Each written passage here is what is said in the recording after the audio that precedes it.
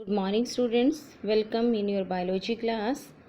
Today we will discuss about chapter 6 part 6 regulation of gene expression. Gene expression का regulation किस तरह से होता है? Is that clear? In this video we will discuss this. Regulation of gene expression. Dear students, in prokaryotes, you know there are two types of organisms, prokaryotic organisms and eukaryotic organisms. In prokaryotes, the gene expression is controlled by initiation of transcription. In eukaryotes, the regulation can be exerted at 4 levels. ठीक है, 4 levels पे होता है. First transcriptional level, that is formation of primary transcript, जब DNA से messenger RNA बनता है. फिर प्रोसेसिंग लेवल, जब स्प्लिसिंग होती है एक्सॉन और इंट्रॉन्स. फिर transport of messenger RNA from nucleus to cytoplasm. And the fourth one translational level, जब प्रोटीन सिंथेसिस होती है. ये 4 लेवल्स हैं at which in eukaryotes the regulation of gene expression be there. The regulation at transcription level was first elucidated by Jacob and Monod. सबसे पहले इसको दिया था जैकब और मोनोड ने. ये 2 साइंटिस्ट हैं जिन्होंने जीन एक्सप्रेशन का रेगुलेशन किस तरह से होता है इसको प्रपोज किया था. All the genes controlling one metabolic pathway constitute an operon. Lac operon, tryptophan operon, valine operon, histamine operon etcetera. ये सारे जो हैं हमारे एग्जाम्पल्स हैं ऑपरेन के. ऑपरेन कॉन्सेप्ट, ऑपरेन क्या होता है? एक ऑपरेन जो है वो पूरी तरह से अपने आप में एक जीन एक्सप्रेशन को रेगुलेट करने वाली यूनिट है. इसके अगर हम पार्ट्स देखते हैं, then operon has 4 main components. Generally 5 होते हैं वैसे तो. Structural genes, promoter gene, operator gene, regulator gene और inducer. These are the 5 components of an operin. Structural genes. Structural genes का काम होता है to transcribe the messenger RNA for the amino acid sequence of proteins. Messenger RNA की sequence को transcribe करना for the proteins. Second है promoter gene.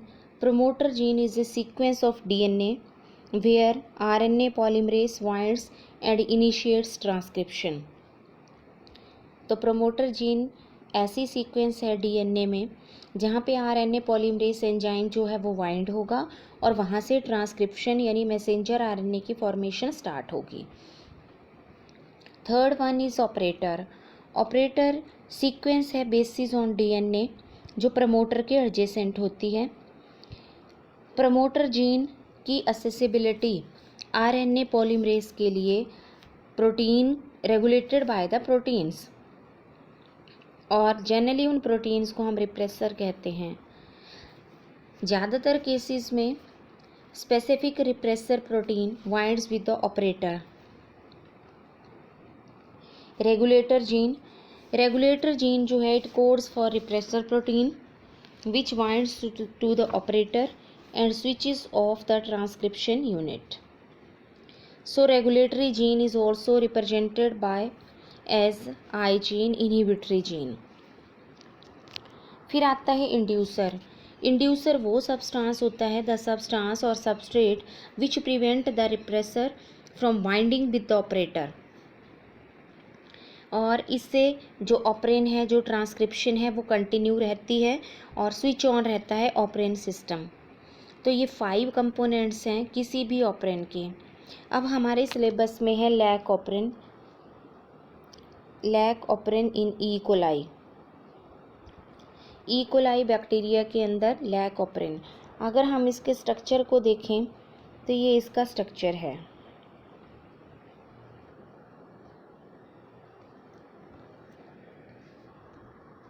इस तरह से, ठीक है। अब अगर इसके स्ट्रक्चर की बात करते हैं तो लैक ऑपरेन जो है ये एक इंड्यूसिबल ऑपरेन है, जहाँ लैक्टोज इंड्यूसर का काम करती है and substrate for enzyme beta galactosidase के लिए ये सबस्ट्रेट का काम करती है। लैक ऑपरेन के कंपोनेंट्स और उनका सिस्टम।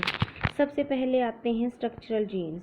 स्ट्रक्चरल जीन जो हैं, यहाँ 3 स्ट्रक्चरल जीन हैं इस लैक ऑपरेन में, X, Y and Z. These are the 3 structural genes, X, Y and Z. Sorry, Z, Y and A. ये ट्रांसक्राइब करते हैं एक पॉलीसिस्ट्रोनिक आरएनए को। जीन Z जो है ये कोड करता है बीटा गैलेक्टोसाइडेज को, और बीटा गैलेक्टोसाइडेज का काम होता है to catalyse the hydrolysis of lactose into galactose and glucose. Second है gene Y, it codes for permease which increase the permeability of the cell to beta galactosides lactose. Gene codes for trans-acetylase that catalyze the trans-acetylation of lactose into its active form. फिर आता है promoter. Promoter जो है sequence है basis की, जो कि structural gene के साथ है। ये this is the promoter region. ये साइट है जहां आरएनए पॉलीमरेज एंजाइम वाइंड होगा। थर्ड रीजन आता है ऑपरेटर। ऑपरेटर जो है ये सीक्वेंस है बेसिस की डीएनए नियर द प्रमोटर, जहां हमेशा कोई ना कोई रिप्रेसर जो है वो वाइंड करता है। अब है रिप्रेसर। रिप्रेसर क्या है? ये protein coded by I gene. एक प्रोटीन है जिसको आई जीन ने कोड किया हुआ है। आई gene synthesized all the time consecutively. It binds to the operator and prevent the RNA polymerase from transcribing. फिर है इंड्यूसर। इंड्यूसर इस केस में है लैक्टोज।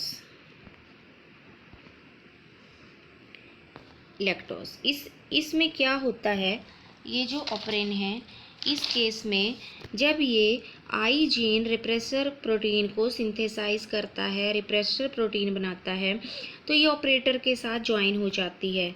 ऑपरेटर के साथ जैसे ही ज्वाइन होती है तो ये स्विच ऑफ हो जाता है, मीन्स ये जो स्ट्रक्चर जीन है ये अपने आप को ट्रांसक्राइब नहीं कर पाते। फिर जब इंड्यूसर प्रेजेंट हो, लैक्टोज जो इस ऑपरेन में इंड्यूसर का काम कर रहा है ये प्रेजेंट होता है, तो लैक्टोज जो है रिप्रेसर को इनएक्टिव करता है। लैक्टोज जो है वो ऑपरेटर के साथ इस रिप्रेसर की वाइंडिंग को रोकता है, होने नहीं देता है। इसकी प्रेजेंस में ये जो रिप्रेसर है ये इनएक्टिव हो जाता है, और जिसकी वजह से फिर ऑपरेटर जीन के साथ कोई भी इनहिबिटर रिप्रेसर बाइंड नहीं होता, और ये ऑपरेटर जीन जो है स्ट्रक्चरल जीन से को ट्रांसक्राइब करवा देता है। जेड जीन जैसे इस ऑपरेन में बीटा गैलेक्टोसाइड को कोड कर देगा, बाई परमिएसिस बनाएगा, और ए जो है वो ट्रांस एसिटाइलेस ट्रांसक्राइब करेगा। तो it means in presence of inducer जो लैक्टोज है उसके प्रेजेंस में ये स्विच ऑन रहेगा पूरा का पूरा ऑपरेन, तो इसको हम इंड्यूसिबल ऑपरेन भी कहते हैं। ये हमारा ऑपरेन कॉन्सेप्ट है और ये बहुत इम्पॉर्टेंट है आपके एग्ज़ाम के पॉइंट ऑफ व्यू से। अगर हम एग्ज़ाम्स का देखें तो इससे ज़रूर क्वेश्चंस हमारे पास एग्ज़ाम में बनते हैं, तो ये आपने अच्छी तरह से कर लेना है। Okay, thank you, have a nice day.